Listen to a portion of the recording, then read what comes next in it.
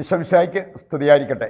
ആത്മീയ ഭോജ്യത്തിൽ ഇന്ന് നാം വിചിന്തനം ചെയ്യുന്നത് എൻ്റെ അനുഭവത്തിൻ്റെ വെളിച്ചത്തിൽ എനിക്ക് പറയാൻ പറ്റുന്ന ഒരു കാര്യം, ഒറ്റയ്ക്ക് വരുന്ന ദമ്പതിമാരെ ഒരിക്കലും നമ്പരുത്. എന്ന് പറഞ്ഞാൽ ഇതെല്ലാവരുടെയും കാര്യത്തിൽ ശരിയായിരിക്കണമെന്നില്ല. ചില സംഭവങ്ങൾ എനിക്കറിയാം. എത്ര പറഞ്ഞിട്ടും എന്നാൽ നമുക്ക് ഒന്നിച്ചു പോയി ഒരു പ്രാർത്ഥന സ്വീകരിക്കാം, ഒരു കൗൺസിലിംഗ് നടത്താം, നമ്മുടെ കുടുംബത്തിൻ്റെ അവസ്ഥകൾ ഒന്ന് പങ്കുവെക്കാം, ഇങ്ങനെയെല്ലാം പറഞ്ഞ് യാചിച്ചിട്ട് പോലും സമ്മതിക്കാതിരുന്ന സംഭവങ്ങളിൽ അവരാരെങ്കിലും ഒരാൾ വന്ന് കാര്യങ്ങളൊക്കെ പറഞ്ഞ് പ്രാർത്ഥന സ്വീകരിച്ചു പോയത് എനിക്കറിയാം. അത് വേറൊരു സംഭവം. അതിൻ്റെ വെളിച്ചത്തിലാണ് നമ്മൾ ഈ ഒരു വിഷയം നമ്മൾ ധ്യാനിക്കുന്നത്. തലേ ദിവസം ഒരു മനുഷ്യൻ വന്നു. അദ്ദേഹം കുറേ കാര്യങ്ങളൊക്കെ പറഞ്ഞു, കുടുംബത്തിൻ്റെ അവസ്ഥകൾ, പുള്ളി സഹിക്കുന്ന കാര്യങ്ങൾ, ഇതെല്ലാം പറഞ്ഞു. ഞാൻ അദ്ദേഹത്തെ കേട്ടുകൊണ്ടിരുന്നപ്പോൾ എൻ്റെ മനസ്സിൽ കൂടെ പോയത്, ഭാര്യയും മക്കളും ശരിക്കും പറഞ്ഞാൽ കാണിക്കുന്ന ക്രൂരതയാണ്. ഈ മനുഷ്യനോട് കാണിക്കുന്ന ഇത്രയും നന്മയുള്ള അല്ലെങ്കിൽ ഇത്രയും അധ്വാനിയായിട്ടുള്ള ഈ വ്യക്തിയോട് കാണിക്കുന്ന ക്രൂരതയാണ് ഭാര്യയുടെയും മക്കളുടെയും ഭാഗത്തുനിന്ന് വരിക. പിന്നീട് ഞാൻ കേൾക്കുകയുണ്ടായി, സ്വന്തം മകൾ പോലും അദ്ദേഹത്തിൻ്റെ കർണത്തടിച്ചു. ഭാര്യയാണെങ്കിൽ വലിയ മൈൻഡൊന്നും ചെയ്യാതെ പൊക്കോണ്ടിരിക്കുകയാണ്. ഒരു ഭർത്താവ് എന്ന നിലയ്ക്ക് പുള്ളിക്ക് കിട്ടേണ്ട ബഹുമാനമോ അങ്ങനെയുള്ള കാര്യങ്ങളൊന്നും കിട്ടുന്നില്ല. ഇതെല്ലാം കൂടെ കേട്ടിട്ടാണ് എൻ്റെ മനസ്സിൽ കൂടെ പോയത്, ഭാര്യയും മക്കളും കാണിക്കുന്നത് അറുപോക്കൃത്തരാണ്. ഈ മനുഷ്യൻ അതുമൂലം ഒരുപാട് സഹിക്കേണ്ടി വരുന്നു. പിറ്റേ ദിവസം ഭാര്യയെ കൂട്ടിക്കൊണ്ട് അദ്ദേഹം വന്നു. ഇത് കഴിഞ്ഞ് അത്യാവശ്യം ഈ പുള്ളി കുറച്ച് കാര്യങ്ങളൊക്കെ പറഞ്ഞു കഴിഞ്ഞപ്പോൾ, തലേ ദിവസം പറഞ്ഞ് ഞാൻ കേട്ട കാര്യങ്ങളൊക്കെയാണ്.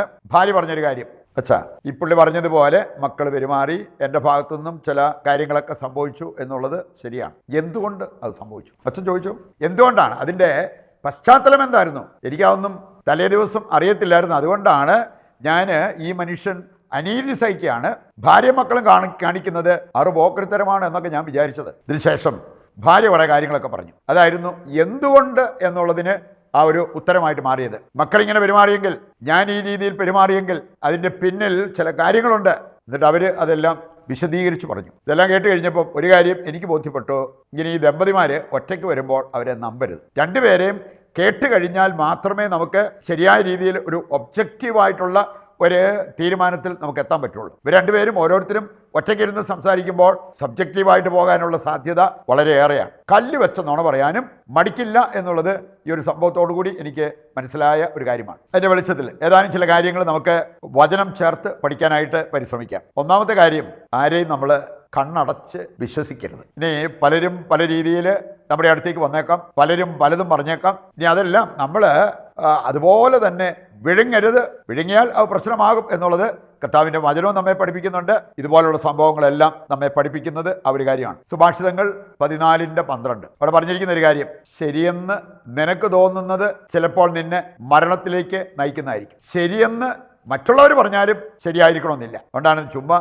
കണ്ണടച്ച് ഏതും വിശ്വസിക്കരുത് എന്നുള്ള ആ ഒരു സന്ദേശം കർത്താവിൻ്റെ വചനം നമുക്ക് നൽകുന്നത്. ദാനിയേൽ 13-ാം അധ്യായത്തിൽ നമ്മൾ കാണുന്നുണ്ട് 2 ശ്രേഷ്ഠന്മാർ, സമൂഹത്തിൽ നിലയും വിലയും ഒക്കെ ഉള്ള വ്യക്തികൾ, ശ്രേഷ്ഠന്മാർ. ഇനി അവര് ഒരു കള്ളക്കഥ ചമച്ചു, എന്നിട്ട് അത് ജനങ്ങളുടെ മുമ്പിൽ അവതരിപ്പിച്ചു. ജനങ്ങൾ അത് വിശ്വസിച്ചു. പക്ഷേ സൂസന്നായുടെ പ്രാർത്ഥന മൂലം ദൈവം അവിടെ ഇടപെട്ടു. സത്യം എന്താണെന്നുള്ളത് ദൈവം പുറത്തു കൊണ്ടുവന്നു. ബാലനായ ദാനിയേലിൻ്റെ അവനിലെ ആത്മാവിനെ ഉണർത്തിക്കൊണ്ട് അവനിലൂടെ ആ കാര്യങ്ങളെല്ലാം ചെയ്യുന്നത് ഈ അധ്യായത്തിൽ നമുക്ക് കാണാൻ പറ്റും. ഇനി എല്ലാവരും ഇവർ പറഞ്ഞത് അങ്ങോട്ട് വിശ്വസിച്ച് അതനുസരിച്ച് ഇതാണ് സത്യം എന്ന് സ്ഥാപിച്ചെങ്കിൽ നിശ്ചയമായിട്ടും സൂസന്ന മരണപ്പെട്ടേനെ. ഇതിൻ്റെ പിന്നിൽ പ്രവർത്തിച്ച ഈ ശ്രേഷ്ഠന്മാര് രക്ഷപ്പെട്ടേനെ. സംഭവിച്ചത് അതല്ല എന്ന് ഈ അധ്യായത്തിലൂടെ കടന്നു പോകുമ്പോൾ നമുക്ക് കാണാൻ പറ്റും. കണ്ണടച്ച് ആരെയും വിശ്വസിക്കരുത് എന്നുള്ളത് കർത്താവിൻ്റെ വചനം നമ്മെ ഓർമ്മിപ്പിക്കുകയാണ്. ഇതുപോലെ തന്നെ വചനം പഠിപ്പിക്കുന്ന ഒരു കാര്യമുണ്ട്, ചുമ്മാ കണ്ണടച്ച് ആരെയും സഹായിക്കാൻ പോയേക്കരുത്. സഹായിക്കുന്നത് നല്ലതാണ്, സഹായിക്കണം, പക്ഷെ അത് അർഹതയുള്ളവരെ സഹായിക്കണം. ഇതാണ് ദൈവത്തിൻ്റെ വചനം. ആരെങ്കിലും വന്ന് എന്തെങ്കിലും പറയുമ്പോഴേ അത് കണ്ണടച്ച് വിശ്വസിച്ച് സഹായിക്കാൻ നമ്മൾ ഇറങ്ങിത്തിരിക്കരുത് എന്നുള്ളത് വചനം നമ്മെ ഓർമ്മിപ്പിക്കുന്ന ഒരു കാര്യമാണ്. പ്രഭാഷകന്റെ പുസ്തകം 12-ാം അധ്യായം അതിൻ്റെ ആദ്യ വചനങ്ങൾ വായിക്കുമ്പോൾ ഇതെല്ലാം നമുക്ക് കാണാൻ പറ്റും. അതിലേക്ക് പോകുന്നതിന് മുമ്പ് നമ്മൾ കാണുന്നുണ്ട് തോബിത്ത് 2-ാം അധ്യായം 2-ാമത്തെ വചനം. അവിടെ നമ്മൾ കാണുന്നു തോബിത്തിന്റെ ബഹുമാനാർത്ഥം ഒരു പാർട്ടി അറേഞ്ച് ചെയ്തു, വിഭവസമൃദ്ധമായ ഭക്ഷണം. ഇത് കണ്ടിട്ട് തോബിത്ത് പറഞ്ഞൊരു കാര്യം, നമ്മുടെ വിശ്വാസം പങ്കിടുന്ന യോഗ്യനായിട്ടുള്ള 1-2 പേരെ നീ കണ്ടുപിടിച്ച് കൊണ്ടുവരിക. നമുക്ക് അവർക്ക് ഇതിൻ്റെ ഒരു ഭാഗം കൊടുക്കാം. ഇഷ്ടംപോലെ ഫുഡുണ്ടല്ലോ, ഭക്ഷണമുണ്ടല്ലോ, അതിലൊരു ഭാഗം നമുക്ക് അവർക്ക് കൊടുക്കാം. അങ്ങനെ ദൈവവിചാരത്തോടെ പരസ്നേഹം കാണിക്കുന്ന ഒരു വ്യക്തിയായിട്ട് തോബിത്തിനെ അവിടെ നമുക്ക് കാണാൻ പറ്റും. ഈ പ്രഭാഷകൻ 12 എൻ്റെ ആദ്യ വചനങ്ങൾ വായിക്കുമ്പോൾ ചില കാര്യങ്ങൾ കൃത്യമായിട്ട് കർത്താവ് നമ്മെ പഠിപ്പിക്കുന്നുണ്ട്. 1, അർഹത നോക്കി വേണം ദയ കാണിക്കാൻ. നമ്മുടെ തോന്നലുകൾക്കനുസരിച്ചല്ല, അർഹത. ചില കാര്യങ്ങളൊക്കെ ഇപ്പം വേണേ ഒരാൾക്ക് 50 രൂപ 100 രൂപ കൊടുത്തു, അതെങ്ങനെ പോയെന്ന് പറഞ്ഞാലും നമ്മൾ അതിന് മാത്രം നെഞ്ചുരുകേണ്ട കാര്യമില്ല. പക്ഷെ നമ്മളൊരു നല്ല തുക വേണേ 50,000 1,00,000 വിദ്യാഭ്യാസ സഹായമോ കല്യാണത്തിനുള്ള സഹായമോ എന്തും ആയിക്കോട്ടെ, മരുന്ന് വാങ്ങിക്കാനുള്ള ചികിത്സാ സഹായം എന്തും ആയിക്കോട്ടെ, അത് കൊടുക്കുമ്പോൾ നമ്മൾ അന്വേഷിക്കണം, അർഹത ഉണ്ടെന്ന് ഉറപ്പാക്കി കൊടുക്കണം എന്നുള്ളത് ഈ വചനഭാഗം നമ്മെ പഠിപ്പിക്കുന്ന ഒരു കാര്യമാണ്. മറ്റൊരു കാര്യം അവിടെ പറഞ്ഞിട്ടുണ്ട്, തിന്മയിൽ മുഴുകുന്ന പാപിയെ സഹായിക്കരുത്. ചില കേസ് നമുക്കറിയാം, നമ്മൾ അവരെ സഹായിച്ചാൽ അത് അവരെ കൂടുതൽ പാപജീവിതത്തിലേക്ക് നയിക്കത്തുള്ളൂ. കാശ് കിട്ടിയ അന്നേരെ മദ്യപിക്കുന്ന, മയക്കുമരുന്ന് എടുക്കുന്ന ആ ഒരു കാര്യത്തെക്കുറിച്ച് ചിന്തിക്കുന്ന വ്യക്തികളുണ്ട്. അവരെ നമ്മൾ സഹായം ചോദിച്ചു വന്നവരാണേലും അവർക്ക് നമ്മൾ പണം കൊടുത്തു കഴിഞ്ഞാൽ അത് എന്തിലേക്കാണ് അവരെ നയിക്കാൻ പോവുക എന്നുള്ളത് നമുക്ക് മനസ്സിലാക്കാൻ പറ്റും. തിന്മയിൽ മുഴുകുന്ന പാപിയെ സഹായിക്കരുത് എന്ന് വചനം നമ്മളെ ഓർമ്മിപ്പിക്കുകയാണ്. മറ്റൊരു കാര്യം അവിടെ പറഞ്ഞിട്ടുണ്ട്, എളിയവർക്ക് നന്മ ചെയ്യുക. ചിലര് പണം ഇല്ലെങ്കിലും അഹങ്കാരത്തിന് ഒരു കുറവുമില്ല.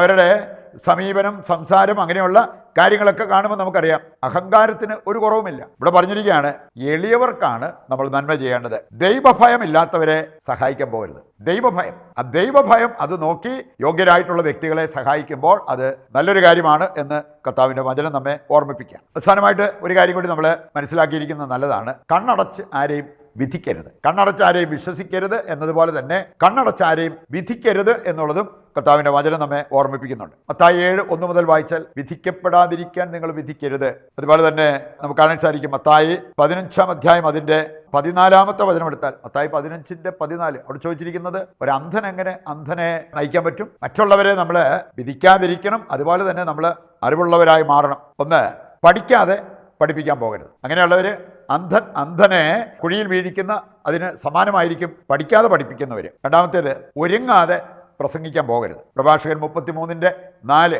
തക്കതായി ഒരുങ്ങി വേണം നിങ്ങൾ ഇങ്ങനെ ഒരു കാര്യം ചെയ്യാൻ എന്നുള്ളത് കർത്താവ് പഠിപ്പിക്കുന്നുണ്ട്. മൂന്നാമത്തെ കാര്യം, അറിയാമെങ്കിലേ പറയാവൂ, അറിയില്ലേ വാ തുറക്കരുത്. അതാണ് പ്രഭാഷകൻ 5-ാം അധ്യായം 12-ാമത്തെ വചനം നമ്മെ പഠിപ്പിക്കുക. ഈ കാര്യങ്ങൾ ഹൃദയത്തിലേക്ക് ഏറ്റെടുത്ത് അത് ജീവിക്കുവാൻ വേണ്ട കൃപയ്ക്കായി നമുക്ക് പ്രാർത്ഥിക്കാം. വചനം സ്വീകരിച്ചവരാണ് നമ്മൾ. നമുക്കിനി നമ്മുടെ ഇന്നത്തെ പ്രാർത്ഥനാ നിയോഗങ്ങളെല്ലാം ദൈവകരങ്ങളിൽ നിശബ്ദതയിൽ ഏൽപ്പിച്ചുകൊണ്ട് ദിവ്യകാരുണ്യത്തിൻ്റെ ആശീർവാദവും സ്വീകരിക്കാം.